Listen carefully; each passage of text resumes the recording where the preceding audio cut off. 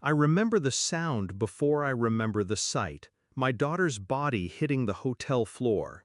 14 years old, skin pale, eyes rolled back. The paramedics came faster than I thought possible, but the world around me slowed to a crawl.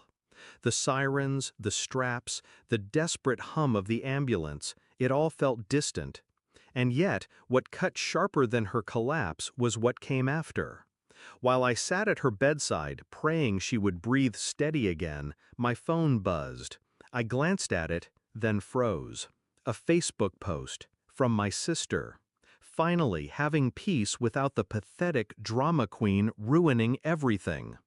A photo of my parents smiling at dinner, wine glasses raised, laughing, celebrating my daughter's near death as if it were a blessing. They weren't there at the hospital. They weren't holding her hand. They were feasting.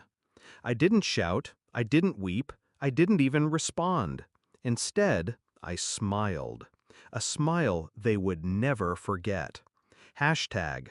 It wasn't always like this. My sister, Emily, was once my shadow. 4 years younger, always trailing behind me, always asking me to braid her hair. I protected her. She admired me. And my parents, they used to say I was their anchor. I believed them. But love curdled into envy, envy into malice, and malice into betrayal. Emily resented the attention my daughter received. My parents resented the way I raised her to speak her mind. To them, she wasn't family, she was a nuisance.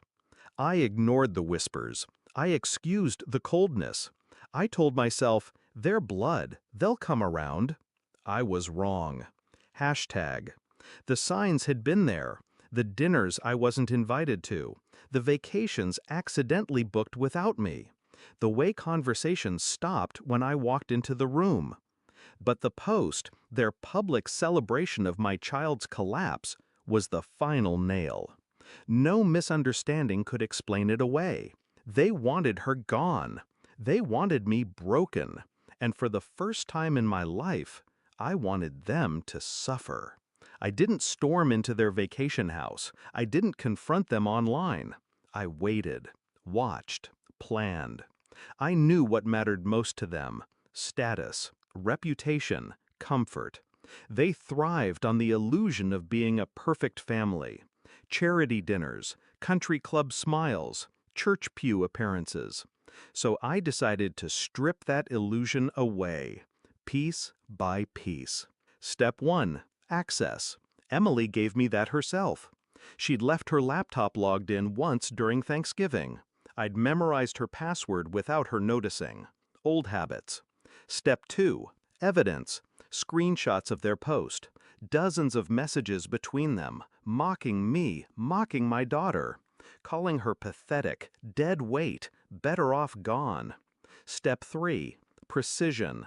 I didn't dump everything online in a blind rage. No, I curated. I selected the most venomous words, the ones that painted them clearly for who they were. Step 4. Timing.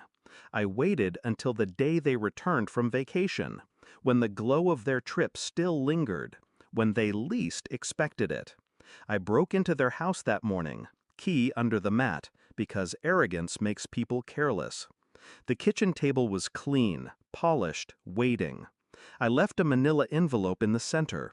Inside, printed screenshots of every message, their Facebook post, blown up in color, copies sent in sealed envelopes to their pastor, their closest friends, their boss, and their country club board. I signed nothing, I left no trace. Just one handwritten note in bold black ink. Peace tastes different when the world knows who you really are. Hashtag. They came home late afternoon. I parked across the street, engine off, windows cracked, waiting. From where I sat, I saw it unfold. Emily walked in first. She dropped her luggage. She saw the envelope. Her hands shook as she opened it. My mother's gasp echoed through the walls. My father's voice broke into a roar. Screams, accusations, denials. I saw their faces through the glass, horror dawning, realization sinking. Everything they'd hidden, exposed. The perfect mask ripped away. And for once, they weren't united against me. They were tearing into each other. Emily pointing at my mother, my father cursing them both. The empire they built on lies crumbled in a single afternoon. And I sat in silence, watching. Later that night, when I returned to the hospital, my daughter stirred. Her lips moved, whispering my name. Relief washed over me like fire and rain at once. I kissed her forehead, I held her hand, and I thought of the chaos erupting in that house miles away. My family, the ones who mocked her, mocked me, were now exposed, disgraced, divided. I hadn't raised my voice. I hadn't lifted a hand. All I had done was show them to the world. Their cruelty was the weapon. I simply handed them the mirror. And as I sat there, watching my daughter breathe again, one truth settled in my chest, sharp, steady, final. They wanted peace without us.